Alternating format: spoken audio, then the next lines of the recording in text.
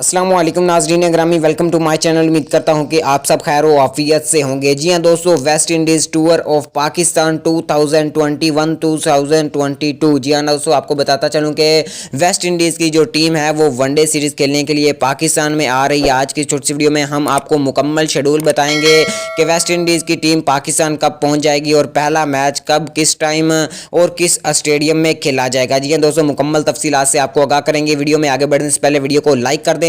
मजीद update देखने और सुनने के लिए चैनल को लाजमी सब्सक्राइब कर दें। जी हां दोस्तों, आपको बताता चलूं कि पहला वनडे मैच वेस्ट इंडीज और पाकिस्तान के दरमियान 8 जून को खेला जाएगा। जी हां दोस्तों, ये पाकिस्तान वक्त के मुताबिक दोपहर 3 बजे खेला जाएगा और रावलपिंडी क्रिकेट स्टेडियम में खेला जाएगा। जी हां दोस्तों, उसके बाद आपको बताता चलूं कि सेकंड वनडे मैच जो है वो पाकिस्तान और वेस्ट इंडीज के दरमियान 10 जून बरोज जुमा को खेला जाएगा दोपहर 3 बजे रावलपिंडी क्रिकेट स्टेडियम में। जी हां दोस्तों, फिलहाल वक्त ये 2 मैच खेले जाएंगे पाकिस्तान और वेस्ट इंडीज के दरमियान। तो आज की वीडियो कैसी लगी कमेंट बॉक्स में हमें ज़रूर बताइएगा।